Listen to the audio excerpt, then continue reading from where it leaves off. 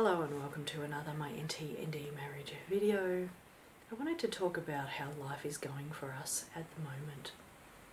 So I mentioned in another video, I believe, that I have a son who is struggling with mental health and suicidal ideations. Doesn't really want to be alive, and he's pretty much just coming out and saying that he's not even trying to like mask it or hide it or pretend. He's miserable and he thinks life sucks and doesn't really want to be here. And then recently my son, who's on the spectrum, came up to me and he said, I know I hide it well, he says, but I'm actually really depressed. I'm not coping with life well.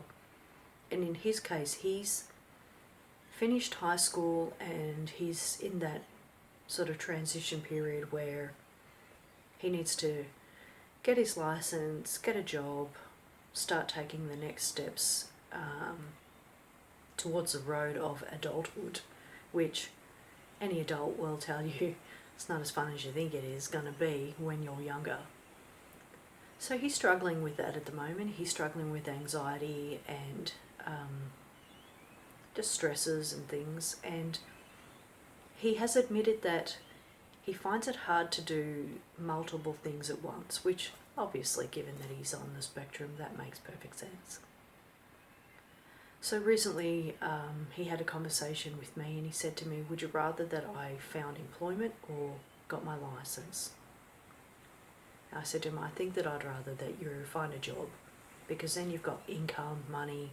Once you have a taste of that freedom, that's one joy about working, is once you get that income and you can do stuff, you know, that's a really fun feeling. And so I think that's more important than getting this license. Now when he asked his dad said, you need to get your license first, because all of the jobs are asking for people who have licenses. But there are jobs that you can have where you don't need a license, and if we wait for him to get his license, he might not work for another 2 years, you know. So that's my logic versus husband's logic. Anyway, so that boy's sad and struggling and not having a good time. Recently I get a text from hubby while he's at work and he says he's feeling really blah and he doesn't like his personal life and he doesn't like his job. I'm like, whoa, we're going 4 for 4 right now. All the 4 family members still living under this roof. And this is including myself, of course. I'm the 4th person. We're all struggling. We're all really feeling so blah, you know. And I'm finding myself, and this is like, I guess super ironic because I made this regret video, you know. But I'm just finding myself thinking, what was I thinking? You know, like, obviously I love my children and I couldn't imagine life without them. Once you have them, that's always how you feel. But I'm just thinking, what was I thinking having children with this man, you know? The children that I've had with him are struggling. They're struggling. They're hating life, you know? And I feel like it's because they've got kind of miserable parents. Like, I do my best to try and be jovial, you know, but that can be really hard when I'm not feeling jovial myself anyway. And so I'm just feeling like things aren't going well, life is spiraling, and I don't know what to do about it, you know. I feel like we're all really stuck. And hubby's got this idea that if he just quits this job and gets another job, his life is going to be good. But I think he's thinking the grass is greener on the other side. We're still going to have the issues that we're having with our children. We're still going to have, like, I'll still have the issues that I'm having. And so for me, like, I was trying to work from home and be successful with that. And I'm not having a lot of luck with that. I haven't never had an income that is even worthy of calling it an income. I make money, but you couldn't live off it. If it wasn't for my husband, yikes. So I feel kind of trapped and like things aren't working and my friendships are struggling.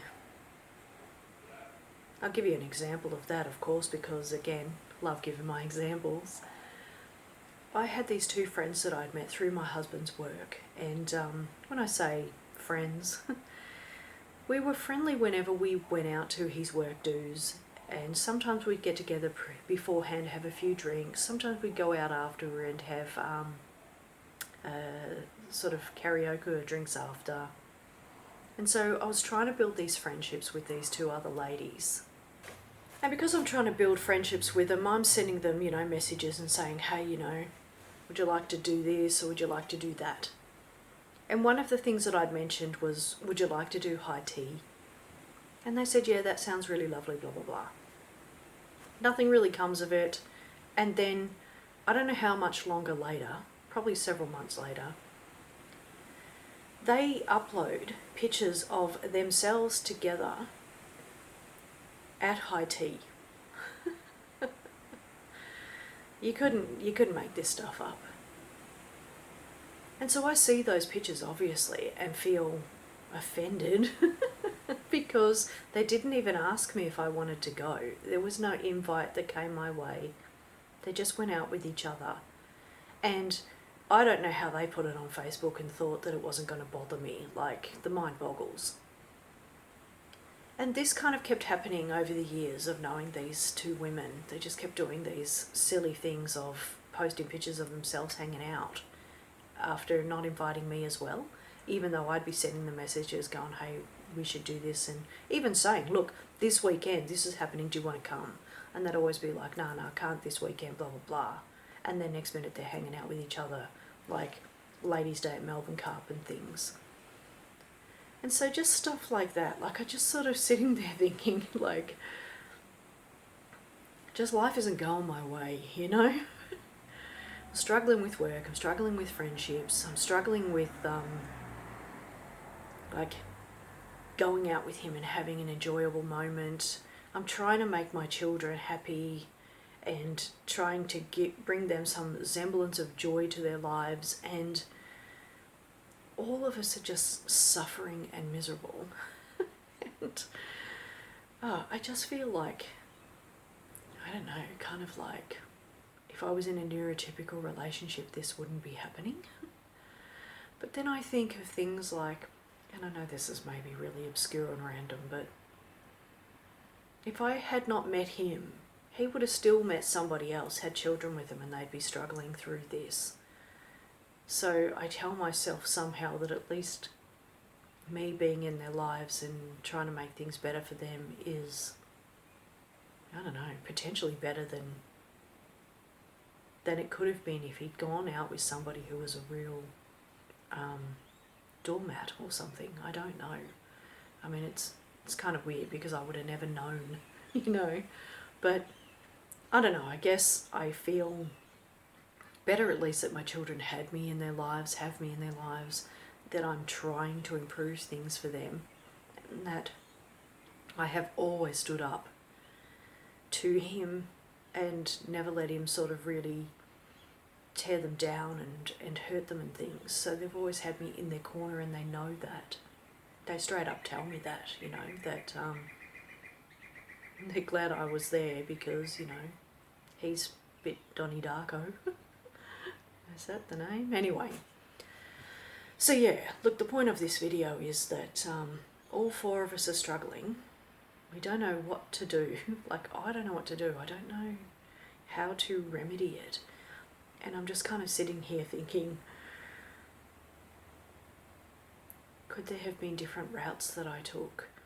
And I know a lot of people sort of suggest that leaving is the answer, but I really don't think that leaving would have ever been better.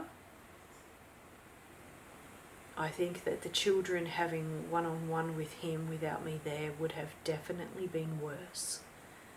Me being able to go up to him and go, move away, leave them alone, stop talking, don't say that, get away from them, has definitely helped, because they always had me pushing him away from them. Like physically, I would grab him and move him away from the children, you know.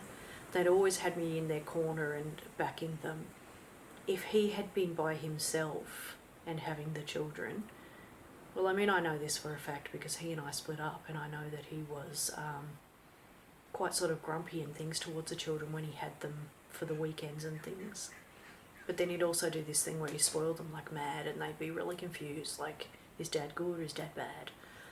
And then if he brought in somebody else into the mix and they wouldn't have understood what was going on, I hate to think how that would have turned out for all of us. It would have been a nightmare, I think. And he works away a lot, so we do get a whack ton of time by ourselves away from him, which I think has always been beneficial for all of us. But yeah, look, it's really interesting, I think, how these relationships go. I hear from, you know, numerous things, articles I read and videos I watch, that there is a real struggle with the dynamic within the relationships because you have children in the mix, and being in relationships with people on the spectrum is hard. And then you add children to that and it's even harder. Because essentially, and this maybe isn't for all neurodiverse people, all people on the spectrum, but majority of them are really hard to be in relationships with because they're having their meltdowns or their shutdowns, and that's damaging to people around them, whether they know it or wish it was or not. You probably have people on the spectrum who would deny that they're the issue, would deny that they're really that hard work, that there are some people on the spectrum who aren't like this and who are magically golden and having a wonderful time in their lives with their loved ones and such.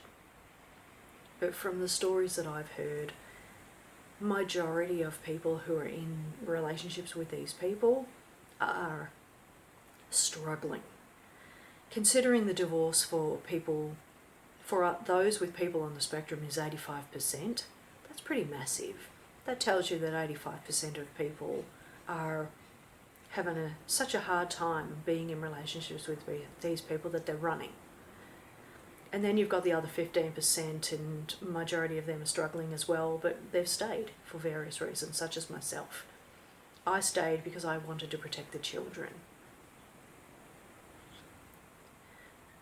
But it still means that there's a lot of people in relationships with these people who are having a really hard time, a really miserable time, and then in there is the children. And there are so few counsellors who know how to work with people on the spectrum, and so few people on the spectrum who want to see counsellors or even admit that they're the fault. Because even in the case of my husband, and we saw counsellors, it took him a tremendously long time to admit that he was the cause of majority of our angst. And even then, I think that only came about because we ended up seeing a counsellor who specialised in ASD and started calling him up on his behaviours. Because before then, even with the other counsellors that we saw, he was still so sure that he wasn't the problem and that it was us. And if we just all towed the line and did exactly what he wanted, the world would be hunky-dory, but it would have only been hunky-dory for him, not for us. And he couldn't see that. He didn't understand that writing us like he's some sort of general and we're the privates and we just meant to do what he says would have damaged us. Even as it is now, we're kind of damaged. All of us are really sort of struggling with life. And so I kind of wonder, you know, how many people out there are in this same boat? Like, you know, you've reached a point where your children are down and your husband's down, your wife's down, you're down, everybody's down. The pets are down. Struggle central. Anyway, so I don't really know exactly what's the point of this video except to give you an update on our mental health status. And yeah, I don't know what I'm going to do about it. Hubby's seeing a counsellor. He's seeing the same counsellor that he and I see together on occasion. Our son is seeing somebody, the one who's suicidal. The other and myself, we're not seeing anyone, but we're talking with each other and helping each other through. And look, I am thankful for that. My ASD son could just hide in his bedroom and tell me nothing, but he doesn't. We do talk. We do have conversations and talk about life and stresses and things, so he knows that he's got a sympathetic ear. My door's always open. I can talk to them a little bit about how I'm feeling. But yeah, it's just, I don't know, a really hard, lonely struggle of a life. Anyway, no real point to this video. I'm sure if you can relate, you'll comment below. And yeah, I really appreciate you taking the time to watch this video. Sorry it's not more, you know, woo, lively, happy-go-lucky, yay, the world is my oyster. In this case, the world is my oyster and the lid's slammed shut. Anyway, thanks for watching. Really appreciate taking the time.